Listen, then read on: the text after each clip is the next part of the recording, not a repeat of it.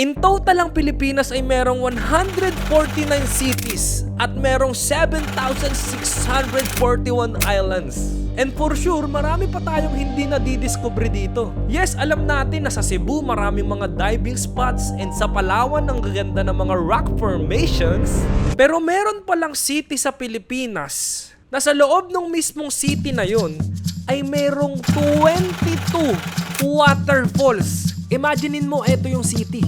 And etong mga hawak kong candy, eto mismo yung waterfalls. So sa loob ng city ay merong 22 na waterfalls. Ayan o, sobrang dami o. Welcome to the land of the 22 waterfalls. Asan na yung mga waterfalls? Asan na? Wala pa ya. Wala pa ba? Biyahe pa tayo eh. Ladies and gentlemen, lumipad ang aking team dito mismo sa Iligan City para sa tatlong mission. Una, malaman kung bakit nga ba talaga merong 22 waterfalls dito. Pangalawa, meron tayong tatawaging unlockables dahil iisa-isahin natin silang puntahan para ma-unlock at makita kung ano ba ang ganda ng mga waterfalls na yon. At ang pinaka-importante, ang pangatlong misyon natin, kailangan ay makakuha tayo ng tubig sa lahat ng waterfalls na yun at mapagsama-sama natin dito sa isang bote na to. At tatawagin natin tong bote na to na the most expensive water. That's it. Okay ba yun? Okay ba yung gagawin natin?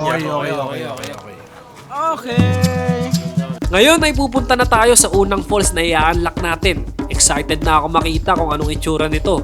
From city proper ng Iligan ay 41 minutes ang biyahe para makapunta dito. At di tayo makakapunta dito kung di dahil sa CJ Rentals. Ang ganda rito, boy.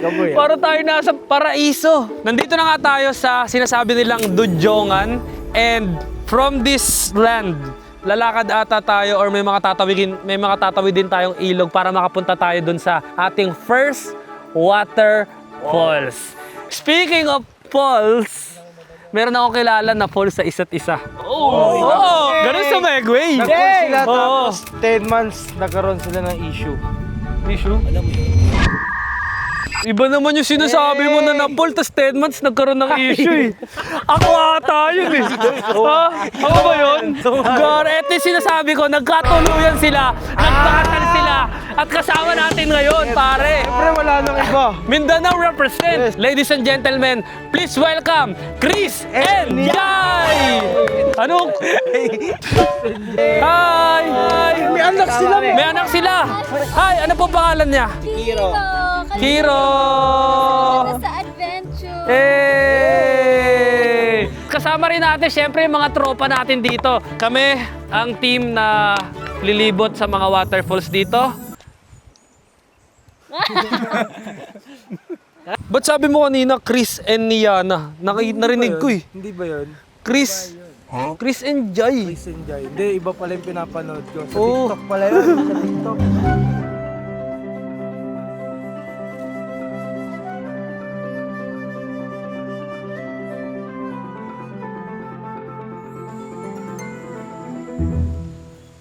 Okay guys, after ng mga ilang minutes, nandito na raw. Yes. At eto, nasa harap na namin. Tinatakpan itong dahon na to ang kagandahan ng unang-unang waterfalls na i-unlock natin. Kala ko ito. Kala ko ngayon yung mali. Hindi ba yun? Hindi yan. Ay, hindi pala yun. So, ito pala siya.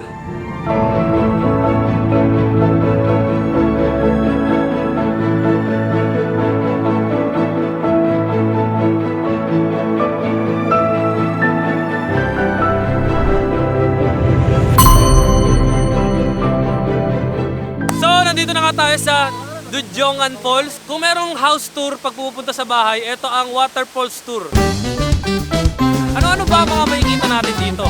As of the moment, nakikita natin ang mga rock formations, syempre. Ang mga bato-bato na tipak-tipak na karaniwang nakikita natin sa waterfalls. At napakaganda ng tubig dito. Parang gusto ko nang tumalon.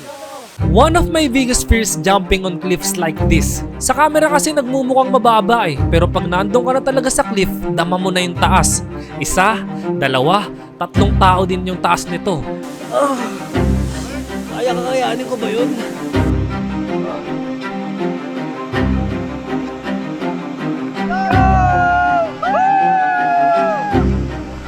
Guys, ito na. Huwag kayo magbilaw!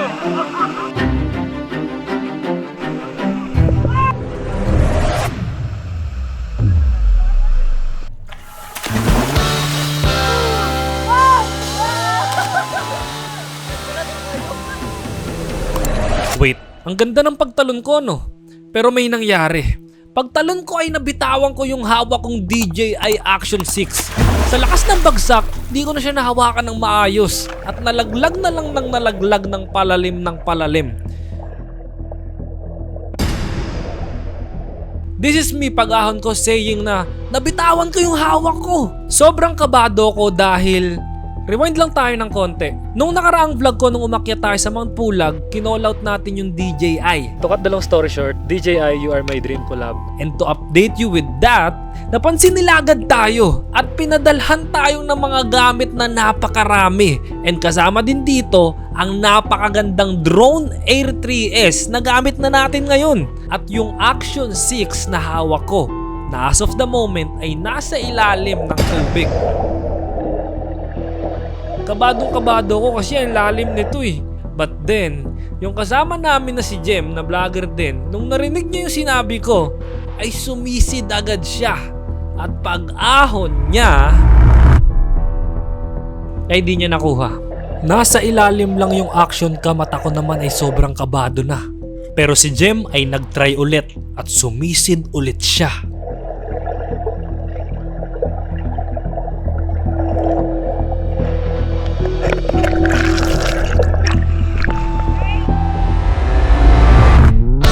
Sa wakas ay nakuha nga ni Jem yung action cam natin. Sobrang kinabahan talaga ako dahil ano na lang yung sasabihin natin sa DJI kung di agad natin naingatan yung gamit. Anyways, spam the comment of thank you Jem. At ngayon ay kailangan na nating makakuha ng tubig for the most expensive water. First water on the first falls, secure.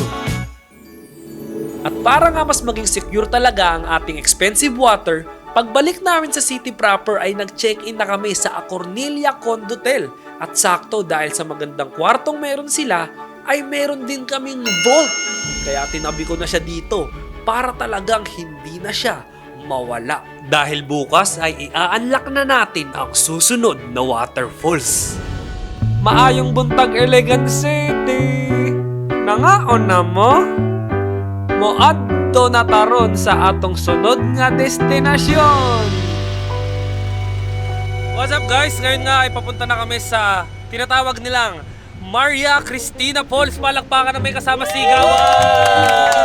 Nakagaling lang namin actually sa orientation at may mga sinabi lang sa amin ng kaunting mga paalala na tinatawag nilang hazardous things. Una, meron daw mga hayop na pwedeng makakagat sa amin. Sabi doon, meron daw reticulated python, hindi naman daw siya venomous. Pero yung next, meron daw king cobra na venomous daw siya. Sabi ni Kuya, So, sa Philippine Cobra, meron kaming anti-venom na ito, pero dalawa na lang yung stock. at least meron. Okay? Tapos, ang expiration date daw is Hanggang February 2026 na talaga yung expiration. Last month na. tapos meron din daw green viper. Ito daw, hindi daw sila makakuha ng stock ng anti-venom nito. Kasi sa mahirap daw orderin sa buong mundo. Kaya yun lang naman yung first hazardous things dito. And yung next is, meron silang pinanood na video sa amin na merong dumaan na mga guard. Tapos, 14 seconds after no dumaan ng mga guard na yon, ay merong mga nalaglag na bato, nag-landslide. Oh! Ito yun. Sa middle. Sheesh. Long shot niya. So, dito yung dumaan yung mga security guard. Akyat sa 6. Hindi naman siya masyadong nakakatakot. Nasa sa'yo na yun. Delikado doon pumasok, bro. Oo nga eh. Kaya nga, ang daming incidents ng disgrasya at mga aksidente doon. May waiver para gusto mo talaga pumasok doon kahit may masabi. risk. Oo.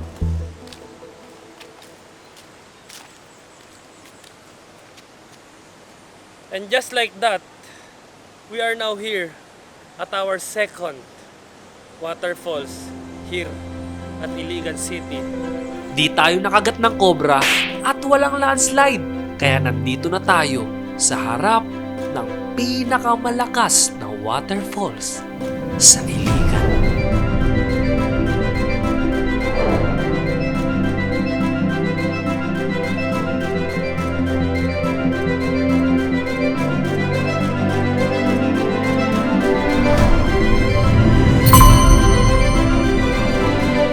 Nakita nyo naman, sobrang laki. And as of the moment, ramdam na namin ang laki at ang ganda ng Maria Cristina Falls. Grabe! Yung current, dito po yung...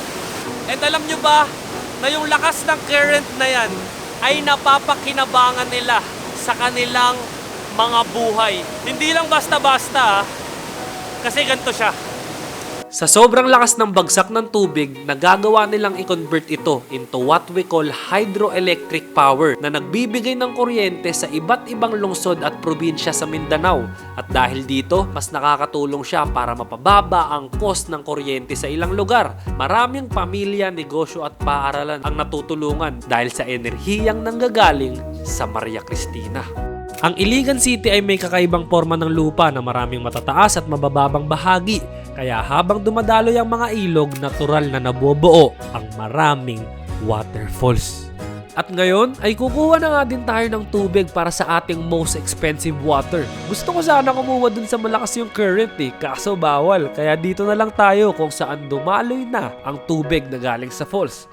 Second water of second falls, secure. Ngayon na nakita na natin ang ganda ng Maria Cristina Falls, ano kaya ang itsura ng next na waterfalls na pupuntahan natin? Nandito na nga tayo ngayon sa Mimbalot Falls dahil ito na ang ating pangatlong falls. As of the moment, hindi pa namin siya nakikita. Ganyan lang siya natatakpan pa siya ng mga dahon pero excited na ako to unlock our third falls at makakuha ng tubig galing dito. Di katulad ng Dodongan na kailangan pang maraming tawidin at Maria Cristina nasasakay pa ng van para makapunta doon sa waterfalls, dito ay pagbaba ng van ay bubungad na agad ang waterfalls. So ladies and gentlemen, this is Mimbalot Falls.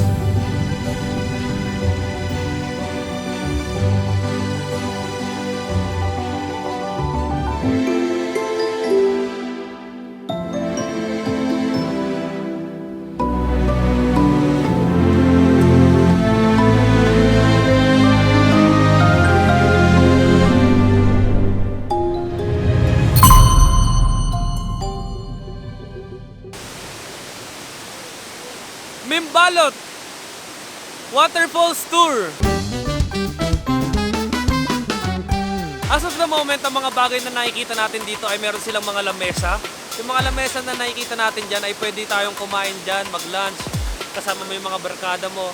Napakasarap kasi nasa likod mo yung falls Napakaganda ng falls pare. Dito sa Mimbalot Falls, hindi ka lang sa falls pwede maligo. Pero pwede ka rin maligo dun sa mismong pool nila.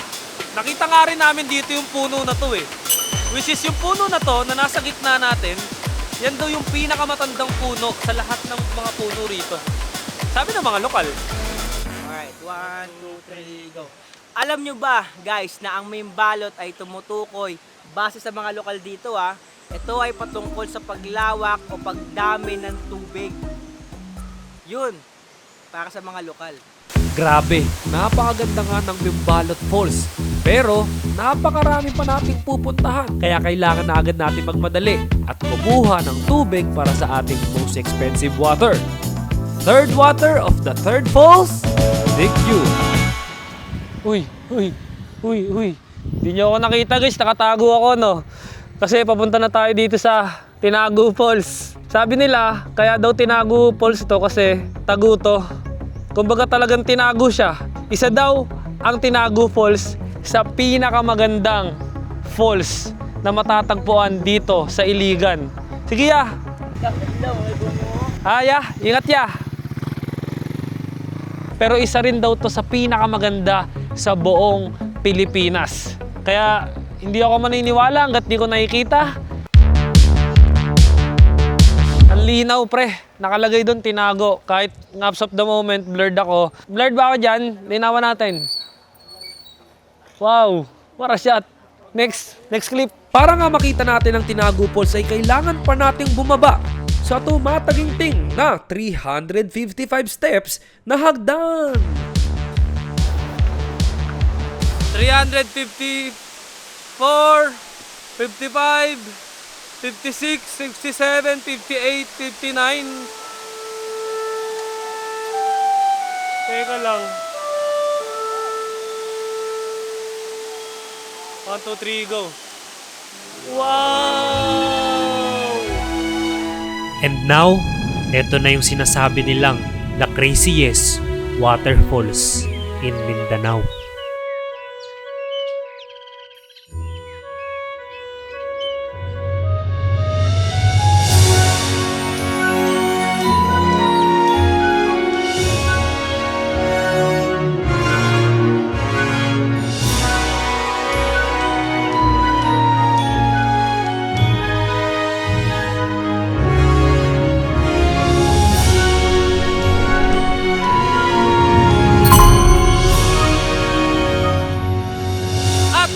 Tayo sa Tinago Falls. Ano bang meron dito sa Tinago Falls? Waterfalls Tour!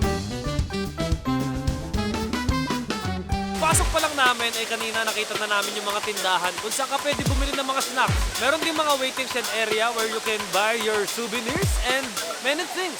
Meron din ako nakita ditong half court na pwede rin paglaruan and sobrang daming manok. Medyo maraming tao dito compared sa mga napuntahan natin na parang tayo lang yung tao. Ito talaga, parang dinadayo siya.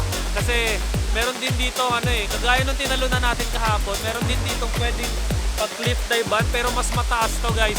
And I think hindi ko nakakayanin to. Meron din dito yung parang kawayan, sasakay kayo sa kawayan hanggang makarating kayo dun sa mismong falls para maramdaman nyo yung bagsak ng falls. Kaya ngayon, tayo naman ang magta-try na pumunta para maramdaman na natin mismo ang pagbagsak ng mga water na nagfo-fall. Nagloko nga din pala yung audio namin dito. Yan, ang dami ko pang pinagsasabi ng time na yan pero wala palang audio. So allow me to just voice over what's happening. Ang goal natin pag nandun na tayo sa ilalim ay kumuha na din ng tubig para sa ating most expensive water. Pero habang OTW kami, nakita namin na merong rainbow kaya nagkaroon pa kami ng bagong misyon. Ang mission na maawakan ng rainbow at tawaging Rainbow Toucher. Maya-maya ay malapit na kami at unti-unti na naming nararamdaman ang pagbagsak ng sobrang lakas na falls. Grabe, ang sakit pala sa likod. Parang yung pressure na aabot sa buto mo. Yung pressure na parang magbabayad ng bilis pero ubos na yung sahod mo. Sobrang saya, sobrang sakit yung na-experience namin dito. At nung nasa ilalim na nga kami, dali-dali na akong kumuha ng tubig, a water specifically coming from the falls of it.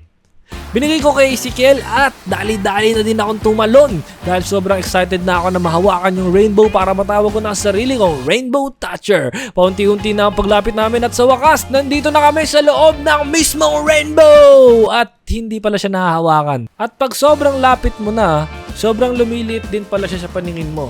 Anyways, this is Tinago Falls! Success! Getting our mission done! And now, sinecure ko na ulit siya sa ating bolt. Paldo! Paldo yung tawag sa Manila pagka, kunyari nagkaroon ka ng maraming pera o kaya malaking sinahod mo, paldo yung tawag doon. Pero yung pupuntahan namin ngayon, tinatawag raw tong Poldo. Poldo Falls. This is one of the falls na hindi masyadong dinadayo ng mga nagtuturista. Excited na ako kung ano itsura na to, kaya yun na. Pagpasok nga namin dito ay parang nasa isang set kami ng indie film. Meron daw kaming babayaran ng 20 pesos per pax. Murang-mura lang. Pagkatapos magbayad ay sinalubong na kami ng mga bata. Nakakatuwa dahil may nakakilala sa atin dito. Enjoy lang kayo po. Oh, ba't mo kilala? Nakikita kita sa Ha? Sabi mo muna sa kanila, subscribe. subscribe. Eh. Buti pa yung bata nakapag-subscribe na. Ikaw, kailan ka magsusubscribe? At paglakad lang ng konti ay wow, may bumungad nga sa amin na isang magandang paliguan. At ang pinakamalupit ay nalaman namin kung bakit ito tinawag na poldo. Po, yung papa ko, ang nickname niya is Poldo. Oh. Pinalan po ito sa papa nyo? Oo. Wow! Nasaan na po yung papa nyo? Wala na po. Ano po, it's an honor na makita po kayo. Ang anak ng kung saan pinangalan ang Poldo Falls. Dudjongan, Maria Cristina, Mimbalot at Tinago. Habang binabalikan ko sila sa isip ko, may napagtanto akong isang bagay. Di katulad ng mga napuntahan na natin na Ingrande at Dinadayo. Itong Poldo ay simple at lokal ang mga tao.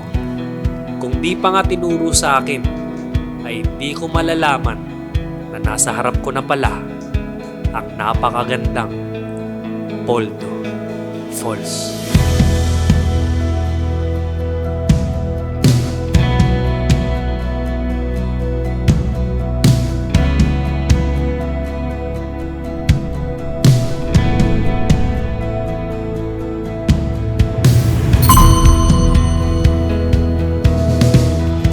Pwede po tumalon dyan? Pwede.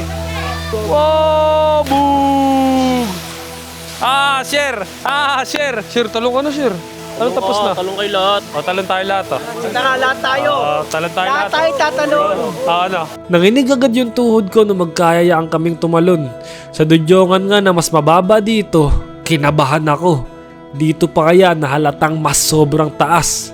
Then nagulat ako na pati yung tatay ko na talagang takot sa gantong heights ay ready ding tumalon. So I guess, wala na tayong choice. Paano?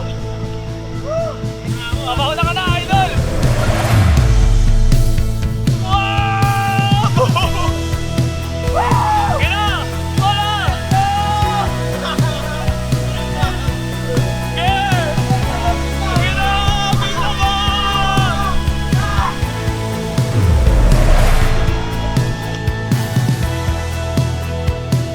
Daddy!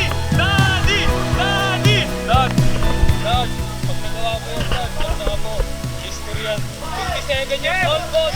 Let's go! Sige na, Dad. Bago mapapapagla. Sige na. Sige na, Dad.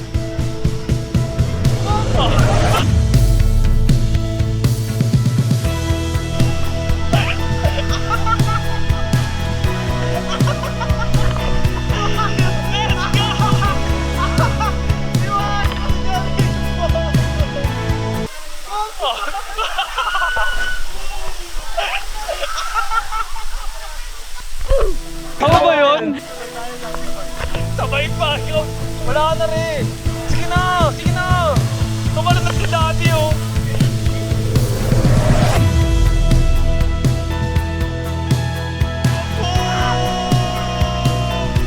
Let's go! Para kami sila. Tumalun na sila lang, eh. Wala na. Tumalun na lang.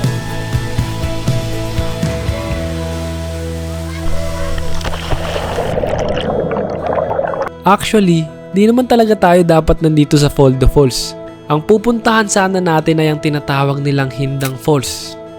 Kaso, kulang na kami sa oras para mapuntahan yun. But I was surprised. Yes, ang gaganda ng mga napuntahan na natin. Pero actually, mas nag-enjoy kami dito sa Poldo na aksidente lang nating nadiskubre. So I guess, this experience is really pointing us out to this lesson. That rather than just going to what's recommended, let's also discover new things by ourselves. Tingnan mo, nalaman pa nating lahat na sa city pala ng Iligan ay may 22 waterfalls. 5 pa lang yung na-unlock namin and sana kayo naman yung makapag-unlock sa iba. And now, let's secure the 5th water to this 5th falls. At dahil meron na tayong tubig sa lahat, pag uwi namin ay pinagsama-sama ko na to. At buti na lang ay nagkaroon kami ng bagong kaibigan dito. Kaya pinatabi ko muna sa kanya ang most expensive waterfalls. At sana makabalik pa kami dito. So paano? Hangtod sa sunod natong pagkita. Daghang kaayong salamat, Iligan City.